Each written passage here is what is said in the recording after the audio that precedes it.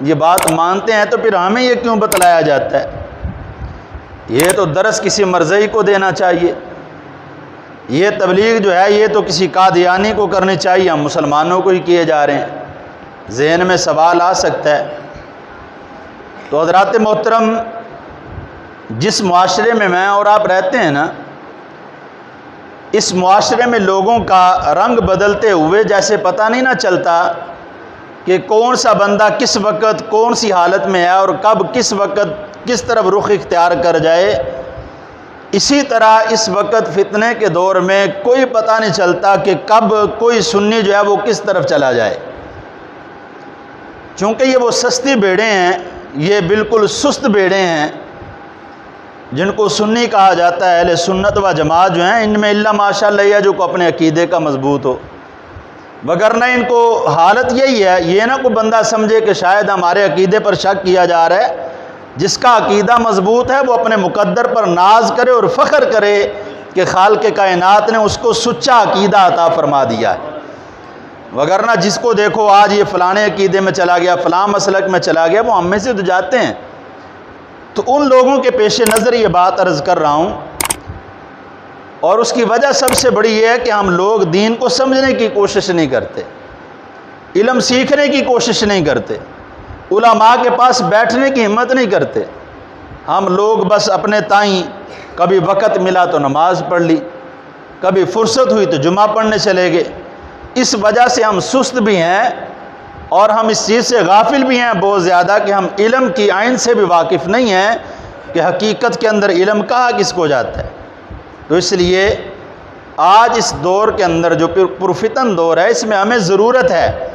کہ ہم تھوڑا سا اپنے آپ کو بدلیں اور علم کی طرف رجحان کرتے ہوئے علم سیکھنے کی کوشش کریں۔ مثال کے طور پر کسی آدمی کو کوئی بندہ جو ہے وہ مرزئی مل جائے کہ یار نبی اکرم صلی اللہ علیہ وآلہ وسلم کے بعد اگر کسی کو نبی مانا جائے تو آپ کی نبوت میں فرق نہیں آتا، یہ تو علماء دیوبند نے اپنی کتابوں میں تحریر کر رکھا ہے، تو اگر مرزا قادیانی نے ایسا کہہ دیا تھا تو پھر کون سا کفر ہوا؟ تو نوجوان کہے گا یار گل تو تیری سچی ہے۔ وہ اس لیے کہے گا کہ اس کو اس حقیقت کا پتہ ہی نہیں ہے کہ جو لوگ یہ تحریر لکھ رہے ہیں نا کہ نبی اکرم صلی اللہ علیہ وآلہ وسلم کے بعد بھی اگر کوئی نبی آ جائے تو نبی کی نبوت میں فرق نہیں آتا، تو وہ لوگ خود بٹکے ہوئے ہیں، وہ خود گمراہ ہیں۔ تو اس وجہ سے عقیدہ بھی گمراہی والا ہی پلا رہے ہیں، اور ان لوگوں کی اس ڈھیل کی وجہ سے ایسے لوگوں کو موقع ملتا ہے کہ جو نبوت کے دعوے دار بن کر بیٹھ جاتے ہیں کہ جب نبی کی نبوت کے بعد بھی کسی کے نبی ہونے سے نبوت میں فرق نہیں آتا تو پھر کوئی بھی نبی ہونے کا دعویٰ کر سکتا ہے۔ ہمارا عقیدہ اور ایمان یہ نہیں ہے۔ اہل سنت وہ بھی کہلواتے ہیں، لیکن ہم اہل سنت و جماعت حنفی بریلوی ہیں، کس لیے؟ ہمارا عقیدہ وہ عقیدہ ہے جو سیدی اعلیٰ حضرت کا عقیدہ ہے،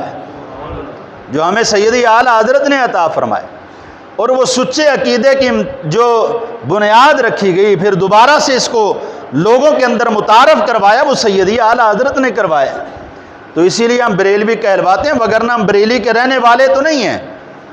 ہم سیدی اعلیٰ حضرت کے مرید تو نہیں ہیں۔ ہم اہل سنت و جماعت بریلوی کہلواتے اسی لیے ہیں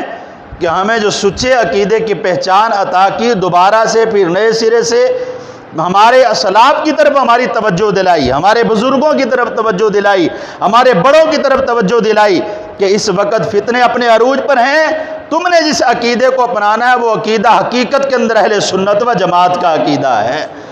جب اس عقیدے کو اپناؤ گے تو پھر تم بہکو گے نہیں، بھٹکو گے نہیں۔ تو لہٰذا اہل سنت و جماعت کو سستی کی چادر اتارنی چاہیے۔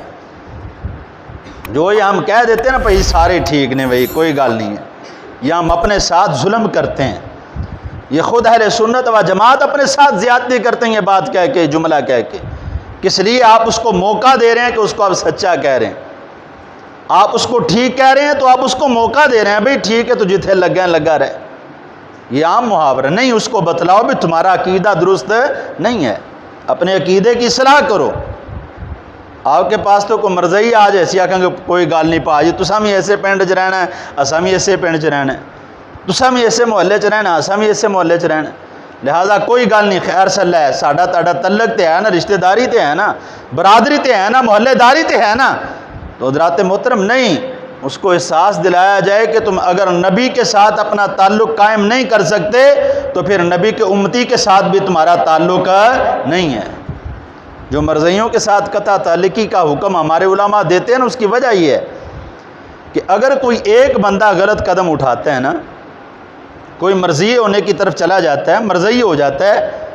اس کے ساتھ قطع تعلقی اس لیے اختیار کی جاتی ہے تاکہ اس کے اندر احساس پیدا ہو، یا پھر بعد والے یہ بات جان لیں جو عقیدہ بدل لیتا ہے اس کا پھر ہمارے ساتھ کوئی تعلق نہیں رہتا۔ یار ہمارا سب سے بڑا تعلق تو نبی کے ساتھ ہے نا، تو جس کا تعلق ہمارے نبی کے ساتھ نہیں رہا اس کا ہمارے ساتھ تعلق کیا ہوگا؟ بات تو سادہ سی ہے نا، اس کو سمجھنے میں آسانی ہو جائے گی۔ جدہ ساڑھے نبی دے نال تعلق نہیں، ساڑھے نال کی تعلق ہو سکتا ہے؟ یا تو پھر اسی یہ سمجھیے کہ ساڑھا تعلق نبی دے تعلق نالوں بڑا ہے۔ اگر ایسا ہم کریں گے نعوذ باللہ پھر یہ اس سے بڑی گستاخی ہوگی کہ ہم کہیں کہ نہیں جی ہمارا تعلق اور ہے، نبی کا تعلق اور ہے۔ نہیں، سب سے پہلے تمہارے نبی کا تعلق ہے، بعد کے اندر تمہارا کسی کے ساتھ تعلق ہے۔ کس لیے کہ حضور نبی اکرم صلی اللہ علیہ وسلم نے یہ خود اپنی حدیث مبارکہ کے ذریعے ہمیں جو ہے وہ تربیت فرمائی ہے۔ وہ تربیت کیا تھی؟ فرمایا تم میں سے کوئی بھی شخص، لا یؤمن احدکم، کوئی ایک شخص بھی تم میں سے اس وقت تک مومن نہیں ہو سکتا، حتی اکون احب الیہ من والدہ و ولدہ والناس اجمعین، ماں باپ سے بڑھ کر تو کوئی نہیں نہ ہو سکتا۔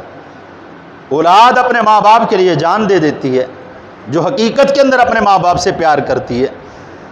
اولاد اپنے ماں باپ کے لیے سب کچھ قربان کر دیتی ہے، جو اولاد حیا والی ہوتی ہے۔ وہ اولاد اپنے ماں باپ پر اپنا سب کچھ قربان کر دیتی ہے، جو اولاد اپنے ماں باپ سے حقیقی معنوں میں محبت کرتی ہے۔ تو حضور نبی اکرم صلی اللہ علیہ وسلم نے فرمایا تم نے اپنے ماں باپ سے بھی زیادہ اگر پیار کرنا ہے تو وہ میری ذات کے ساتھ پیار کرنا ہے۔ اجمعین کا لفظ آگے ارشاد فرما دے، تمام لوگ جو ہیں، پوری کائنات کے لوگوں کو ایک طرف رکھا جائے، ان کے ساتھ اتنی محبت کرنے کا حکم نہیں ہے جتنا نبی کے ساتھ محبت کرنے کا حکم ہے۔ تو اس لیے سب رشتوں سے اعلیٰ رشتہ ہمارا جو ہے وہ نبی کے ساتھ ہے۔